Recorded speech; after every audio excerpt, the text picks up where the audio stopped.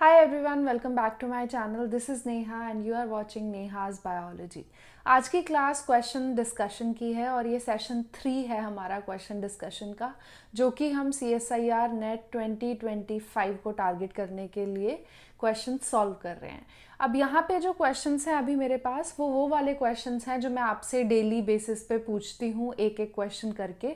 तो उनमें से मेरे पास 4 या 5 क्वेश्चंस हैं जो आज की क्लास में हम डिस्कस करेंगे। तो चलो शुरू करते हैं।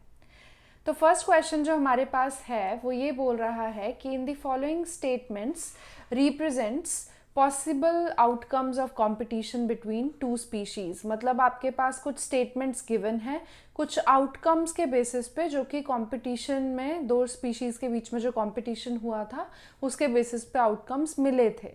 तो आपको क्या क्या दिया हुआ है? Niche differentiation between species, expansion of fundamental niche of both the species, expansion of realized niche of both species, character displacement between the species, और आपसे बोला है कि इनमें से कौन सी करेक्ट आउटकम्स जो हैं उन्हें बता रहा है। तो सबसे पहली चीज़, अगर आपके पास दो स्पीशीज़ हैं ए और बी और उनके बीच में कंपटीशन चल रहा है तो वो क्या करेंगी, वो कोशिश करेंगी कि अपनी निश को सेपरेट रखें ताकि उनके बीच में ओवरलैप ना आए। अगर ओवरलैप आएगा तो उनके बीच में कंपटीशन बढ़ सकता है, बट वो कंपटीशन घटाने का सोचेंगी। तो उस केसेस में आपके पास क्या होगा, निश डिफरेंशिएशन स्पीशीज़ के बीच में होगी। निश डिफरेंशिएशन का मतलब दोनों अपने निश जो है वो सेपरेट कर लेंगे, ये बिल्कुल सही है। अब ए आपके पास 3 ऑप्शंस में है, यानी option number 2 cannot be the answer. Then है expansion of fundamental niche of both species, expansion of realised niche of both species. अगर वो कंपटीशन में हैं वो दोनों स्पीशीज तो वो कभी भी अपने निश को एक्सपैंड नहीं कर पाएंगी, वो सेपरेट ही रख पाएंगी, उसका एक्सपेंशन इतना ज़्यादा नहीं होगा। तो B and C are not possible.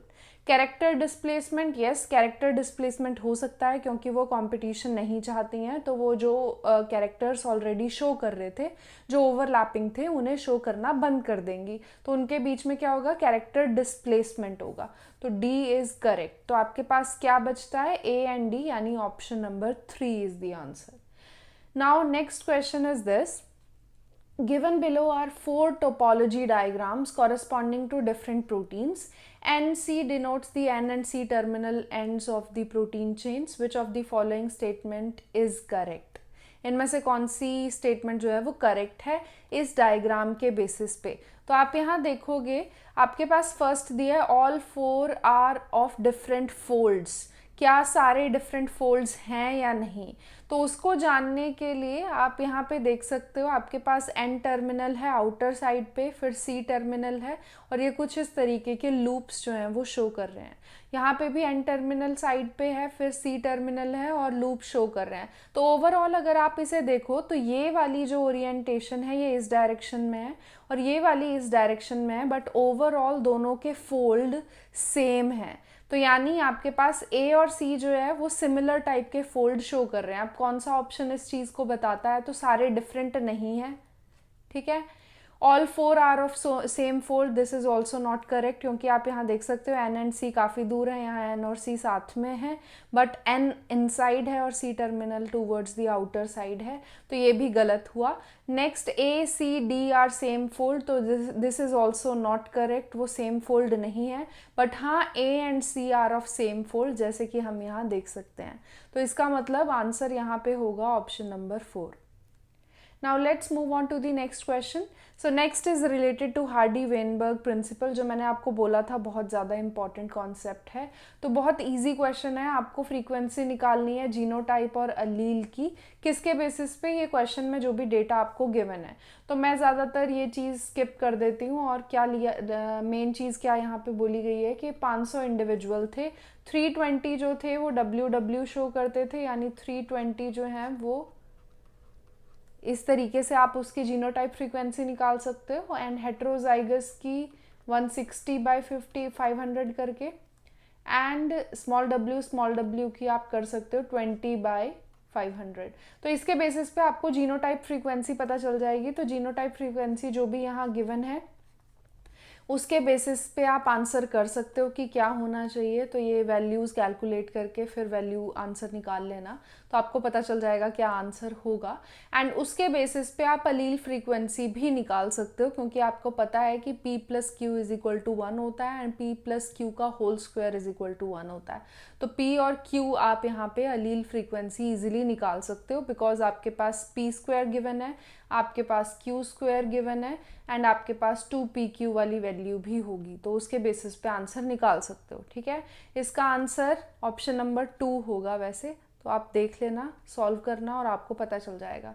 Next question जो हमारे पास है वो इम्यूनो प्रेसिपिटेशन से रिलेटेड है, CoIP जो मैंने आपको बोला था बहुत इंपॉर्टेंट टॉपिक है उससे रिलेटेड, और एक पर्टिकुलर प्रोटीन बताया हुआ है, उसका CoIP रिजल्ट्स आपको शो कर रहे हैं यहाँ पे। Given below are the options of controls that could be use to confirm F1 beta actually associates with this और नॉट, और ये कुछ ऑप्शंस गिवन है और आपको बोला इनमें से कौन सा जो है मोस्ट अप्रोप्रिएट कंट्रोल होगा। तो आपको यहाँ पे क्या गिवन है आप देख सकते हो, प्रोटीन ए सेफेरोज गिवन है, अल्फा HA गिवन है जो मेन प्रोटीन है आपका जो आप पुल डाउन करना चाहते हो, और इस तरीके से यहाँ पे आपको गिवन है चीज़ें F1 बीटा एंड HAYFG। ठीक है, तो ये है आपके पास प्रोटीन जिसे आप पुल डाउन करना चाहते हो मेन, और आपके पास IP रिजल्ट है लाइसेट का आपको मेंशन्ड है, तो लाइसेट में ये दोनों नहीं है, उस बेसिस पे क्या हो रहा है, एंड जब दोनों हैं तो उस बेसिस पे क्या हो रहा है। तो कंट्रोल कौन सा इनमें से सही रहेगा, तो आपको बोला है include a lane where alpha HA is not added and protein A sepharose is added.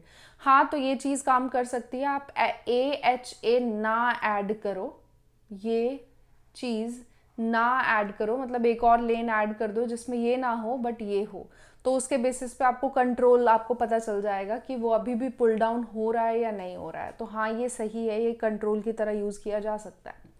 Next B आपको बोला है कि कुछ भी इंक्लूड मत करो, तो कुछ भी अगर इंक्लूड नहीं करेंगे तो कुछ भी रिजल्ट आपके पास नहीं शो होगा, क्योंकि पुल डाउन उसका नहीं हो पाएगा। तो ये चीज़ कंट्रोल की तरीके से आप यूज़ नहीं कर सकते हो, अप्रोप्रिएट मोस्ट अप्रोप्रिएट नहीं कंसीडर किया जा सकता इसे। नेक्स्ट है AHA आप ऐड कर दो बट सेफेरोज ऐड ना करो, तो सेफेरोज जो है वो एक मैट्रिक्स प्रोवाइड कर रहा है जिसके थ्रू पुल डाउन हो पा रहा है, तो अगर ये नहीं डालोगे तो पुल डाउन नहीं हो पाएगा, तो this is also incorrect. And then आपके पास है include a lane where A-MYC is added instead of AHA, तो ये चीज़ सही हो सकती है, किस वजह से, क्योंकि AHA जो है वो उसका मान लो कि पुल डाउन करने में हेल्प कर रहा था, लेकिन अगर हम उसे रिप्लेस कर देते हैं किसी और चीज़ से तो वो उसकी स्पेसिफिसिटी बताने में हेल्प करेगा कि सच में वो स्पेसिफिक है AHA के या नहीं है। तो हाँ, ये हम कंट्रोल के तौर पे यूज़ कर सकते हैं। तो यहाँ पे आंसर आपके पास A एंड D बनेगा, तो यानी आपके पास ऑप्शन नंबर 2 है जो आंसर यहाँ पे हो सकता है। नेक्स्ट क्वेश्चन जो हमारे पास है वो क्रॉसिंग ओवर से रिकॉम्बिनेशन से रिलेटेड है, तो आप देख सकते हो एक क्रॉस की गई between wild type female and mutant male के बीच में, जिसके पास ये जो जीनोटाइप है फिनोटाइप है वो आपको देखने को मिल रहा था, येलो बॉडी है, cross वेनलेस, YCV। The two genes are present on the X chromosome and F1 progeny जो है उसे सिर्फ मेट किया गया एंड the offsprings F2 में टेब्यूलेट किए गए, जैसे कि यहाँ गिवन है। With regard to the above analysis, which one of the following statements is correct? कौन सी इसमें से करेक्ट हो सकती है? तो आप यहाँ देखो genetic distance between these two gene यानी Y और CV के बीच में जेनेटिक डिस्टेंस कितना होगा, 7.5 सेंटीमॉर्गन होगा या नहीं। तो आपको पता है कि परसेंट रिकॉम्बिनेशन आप निकाल सकते हो एक फॉर्मूले से, यानी नंबर ऑफ रिकॉम्बिनेंट्स कितने हैं total upon total number of individuals, total number of progeny कितने थे इनटू 100 करके निकाल सकते हो। अब यहाँ पे टोटल नंबर ऑफ प्रोजेनी कितने हैं, क्योंकि आपके पास Y और CV सिर्फ और सिर्फ मेल के केस में है, फीमेल के केस में नहीं है, तो आप काउंट किसे करोगे, सिर्फ मेल को काउंट करोगे। तो उसके बेसिस पे परसेंट रिकॉम्बिनेशन 6 + 9 अपॉन टोटल यानी 45 + 40 + 6 + 9 बनेगा, इनटू में 100 बनेगा। तो अगर आप ओवरऑल देखो तो ये वैल्यू जो है ये टोटल इटसेल्फ इज 100, तो 100 क्रॉस हो जाएगा, तो ओवरऑल कितना आया आपके पास 15 आया, यानी आपके पास 15% रिकॉम्बिनेशन होने के चांसेस हैं बिटवीन दीज टू, एंड उसका मतलब 15 सेंटीमॉर्गन डिस्टेंस होना चाहिए, यानी यहाँ पे 7.5 गिवन है जो कि इनकरेक्ट है। नेक्स्ट मूव करते हैं इस ऑप्शन पे, सेकंड वाले पे. If the mapping was done with a third marker which lies between these and these, the genetic distance is likely to increase but never decrease. Yes, अगर हम एक और मार्कर ऐड कर देते हैं, जब भी मतलब एक और आप क्रॉसओवर ऐड कर दोगे तो उसका मतलब जो डिस्टेंस है वो इंक्रीज होना चाहिए, वो कभी भी डिक्रीज नहीं होता है. तो दिस स्टेटमेंट इज करेक्ट. आपको एक ही बतानी थी, तो उसके हिसाब से ऑप्शन नंबर 2 हमारा आंसर आ गया है. बट फिर भी हम बाकी के ऑप्शंस भी देख लेते हैं. तो थर्ड आपको मेंशन किया है, if a larger progeny size was analysed, more double crossovers will be identified leading to decrease in genetic distance. पहली बात अभी फिर से बताया मैंने ऊपर वाली स्टेटमेंट में, ज़्यादा क्रॉसओवर अगर आपके पास होगा तो ज़्यादा जेनेटिक डिस्टेंस होना चाहिए, डिक्रीज नहीं होना चाहिए. तो दिस स्टेटमेंट इज इनकरेक्ट.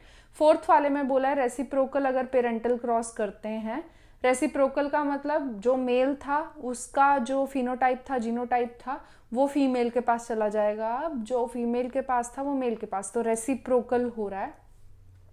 अगर वो करते हैं तो no recombinants would be observed in F2 progeny as there is no crossing over in Drosophila males. देखो ये चीज़ याद रखना, ड्रोसोफिला मेल्स में क्रॉसिंग ओवर नहीं होता है, ठीक है.